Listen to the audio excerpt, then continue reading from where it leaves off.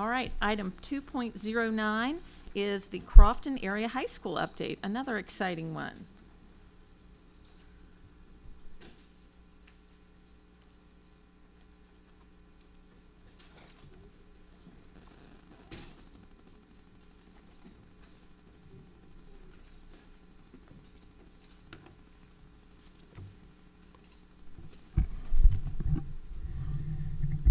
Welcome to the team.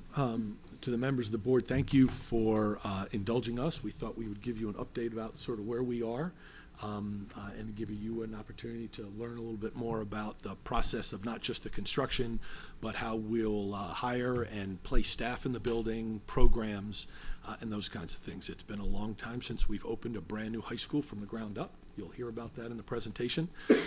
And while we are several years away, it'll be 2020 when we move into that building and open September of 2020, this brand new high school, our 14th high school. There's a lot that has to happen between now and then, and we want to keep you updated during that process. So the team will introduce themselves. Welcome. Yeah. Good morning, President Hummer, Vice President Gillian, members of the board, Dr. Arlotto. For the record, I'm Lisa Seaman Crawford, and with me is Greg Stewart, Senior Manager of Planning. Good morning, Monique Jackson, Deputy Superintendent for Student and School Support. And Maureen McMahon, Deputy Superintendent for Academics and Strategic Initiatives. Crofton Area High School is the first new high school since Broadneck was built in 1982. This timeline displays the cluster of high schools built in the mid to late 70s. Earlier studies and enrollment projections confirmed by the 2015 MGT study established the need for a new high school, and it is now under construction. Crofton Area High School is budgeted at $135 million and is designed for a state-rated capacity of 1,696 students. The site plan indicates the location of the school on the property. To orient you, located at the bottom right-hand or southeast is Crofton Middle School, which borders on Route 424 and Underwood Road. The main entrance to the high school campus will be off 424 at the current Crofton Park entrance, with a secondary exit onto Underwood Road at the traffic circle. As you come through the property, you will see the parent drop-off, bus loop,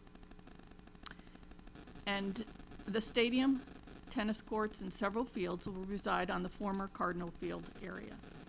The second turf field, MP5, or multi-purpose Field 5, is located along the main entrance drive. Parking is strategically placed around the school and fields to accommodate staff, students, visitors, and spectators for sporting events. I'm going to start unconventionally with reading the floor plan from right to left, or southeast to northwest, because that's the way it's being constructed. The first area is the cafeteria, kitchen, and service areas colored in orange and gray. Next, the gymnasium, weight room, and team rooms in dark pink and yellow. Moving left is the main entrance, administrative space, and auditorium. And finally, the three-story classroom wing. The cross-section through the building at the bottom of the slide indicates how the building was designed to respond to the existing topography. The aerial view shows the sequence of construction again from right to left. Area 1, cafeteria, kitchen, where roofing is underway along with mechanical and electrical work. Next is the gym area. All load-bearing walls are complete and steel joist installation is ongoing. The next section, the main entrance, auditorium. You can see the fan shape of the auditorium slab. All remaining slabs in that section are being finished and masonry bearing walls are set to start. The classroom wing is being constructed from the top of the screen towards us. Slab installation followed by steel erection. The site work has been affected by the tremendous amount of rain we've had recently, but progress is still being made. Overall, the project is 25% complete, with the building being slightly ahead of schedule and the site work slightly behind. The schedule demonstrates the progress of design and construction through building occupancy. We began the schematic design in April 2016, and bid packages for the site and building went out in June and September 2017, respectively. The site work started in October 2017 and the building several months later. The areas in red indicate completion dates for the site and building, and the purple vertical line indicates current status. We are on schedule to complete for the 2020-2021 school year. And now I'll turn it over to Greg, who will discuss redistricting. Maryland Education Article 4-109 gives the Board of Education of Anne Arundel County the right to establish school boundaries. Redistricting in Anne Arundel County is governed by Board Policies JAA and Regulation JAA-RA. Redistricting committee are comprised of 2 parents or guardians from each of the affected schools, and those are approved by the principal and the regional area superintendent. The planning office will provide assistance to the committee in accordance with the redistricting regulations, and various departments within the school system will be made available to assist the redistricting process as needed. The following schools are included in the redistricting process for the Crofton area. You have the Arundel and South River High School. You have Arundel Crofton Middle Schools, Crofton Elementary, Crofton Meadows, Crofton Woods, Nantucket, and Piney Orchard. This map depicts the location of the Crofton Area High School in the center there with a star.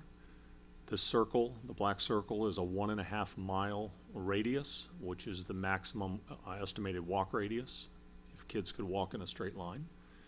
And basically that establishes the outer limits, but we look at safe routes to school.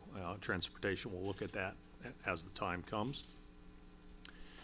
The 2 boundaries, you see a dark green line that represents the boundary between the Arundel High School attendance zone and the South River attendance zone. The blue represents Crofton Elementary School.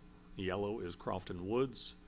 The orange is Crofton Meadows, and the red is Nantucket. Those 4 elementary schools go to Crofton Middle School. And then we also have Nantucket, Piney Orchard up in the top. That was their green school, which is also included. Crofton Meadows is unique. It's one of our last remaining schools. The elementary school actually goes to 2 different high schools. We had one that we fixed last year in the Annapolis redistricting, and that was the site across Severn River over the David Taylor area, where they went to Annapolis Middle but went to the Broadneck High School. So those will be fixed when the Arnold Elementary School open. As far as schedule goes, we are in the process right now of forming the committee. And next is basically once that's formed, they'll do an organizational meeting, choose a chairman and a secretary for the committee. They will have weekly meetings with the committee, and they will have those open to the public. They will finish up their report and make a recommendation to the superintendent, which would be in November. And then in December, the superintendent will make his recommendation to the board.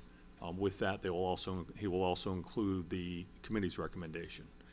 In January, the Board of Ed will take up what option or options they want to see and go out to public hearing for the public.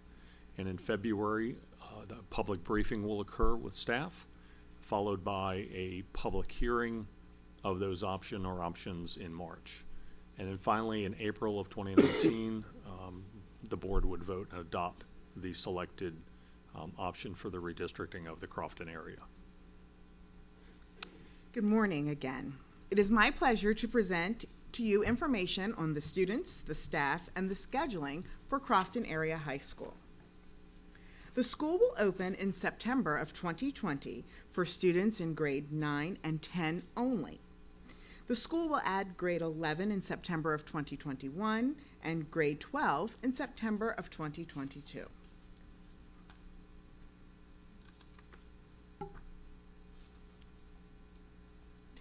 Funding requests for staffing will begin in fiscal year 2020 as budgeted, recommended by the superintendent in December of 2018, and it will continue for the next 3 years. The principal will be in place by July of 2029, and this principal will oversee the hiring of the remainder of the staff.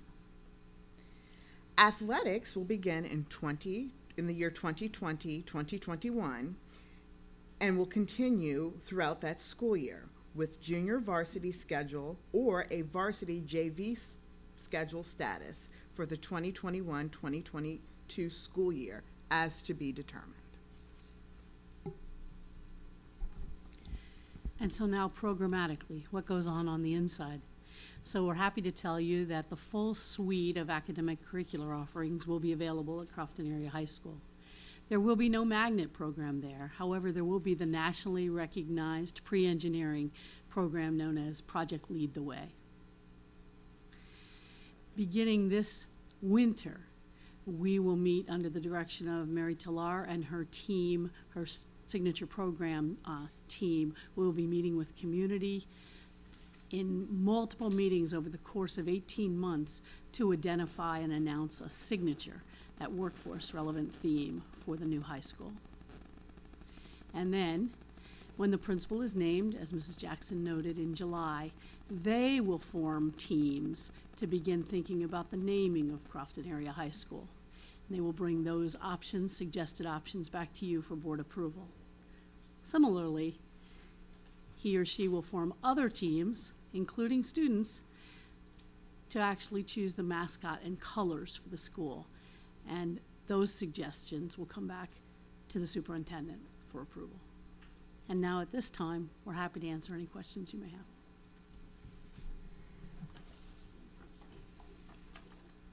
Ms. Gorblack. Just curious why Piney Orchard is in the mix. If you look at the boundary, the Woodwardville area, there's some very interesting boundary lines along that.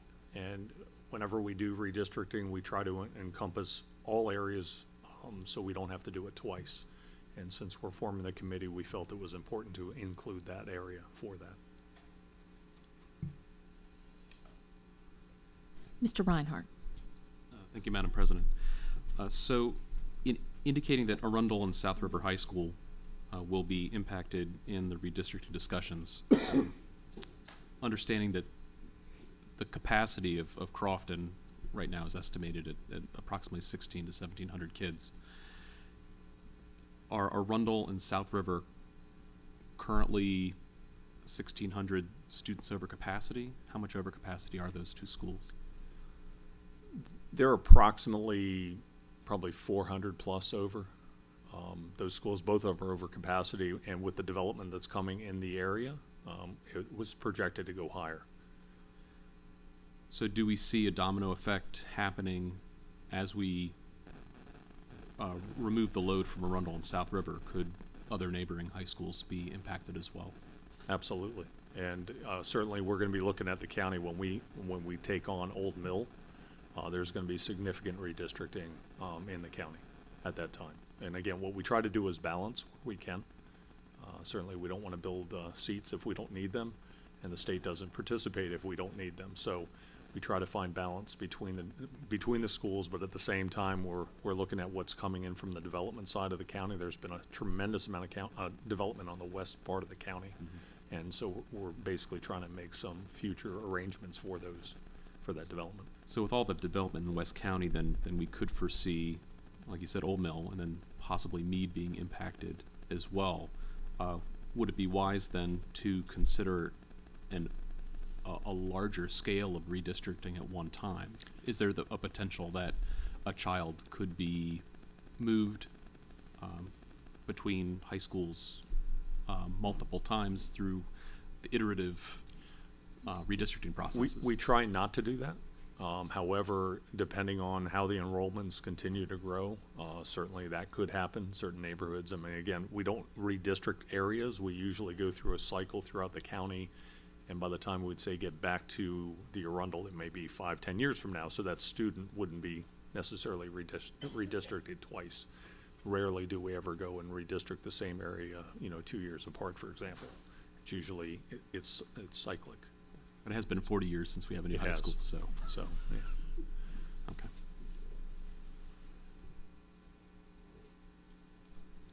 Are there any other questions? So mine, I think you said it, the principal will be forming committees with students, and they will get to have a real say in the identity of the school moving forward, the colors and the mascot and the name and the whole bit. They get to have a real part of that.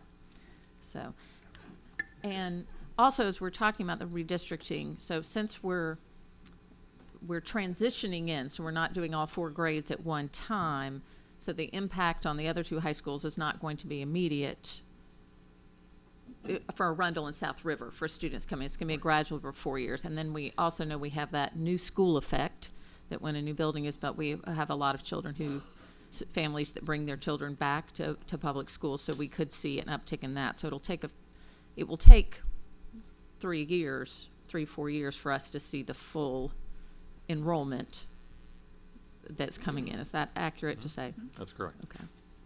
All right. Mr. Butcher. Real quick, when I'm hearing about the good work that's going on for purposes of this new school, I think about the emails that I'm getting from some of the members in the community that are wondering why their schools aren't being rebuilt or there's no high school there. And you guys hinted to it before, earlier. How are we picking which schools are going to be built or which new construction projects are going to take place? Those are all set by the MGT study we did in 2015, based on condition and development coming in, and that's what our capital budget 6-year plan reflects. This is all part of that 6-year capital Yes. budget, right? And as Crofton is finished, we're moving forward onto Old Mill, into the 2 Old Mill replacements. So you will not get a break from planning high schools. It will go straight into the next 2. We love it. So, are there any further board questions? All right. Thank you all very much. Appreciate it. Are there any board questions or public questions or comments? Okay.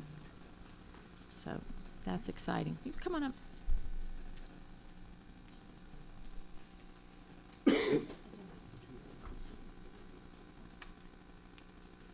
Good morning. It's just a real quick question for them with regards to the redistricting. I know a lot of... Please give your name first. Latika Hicks. I live in Crofton, and everyone is excited about the new high school.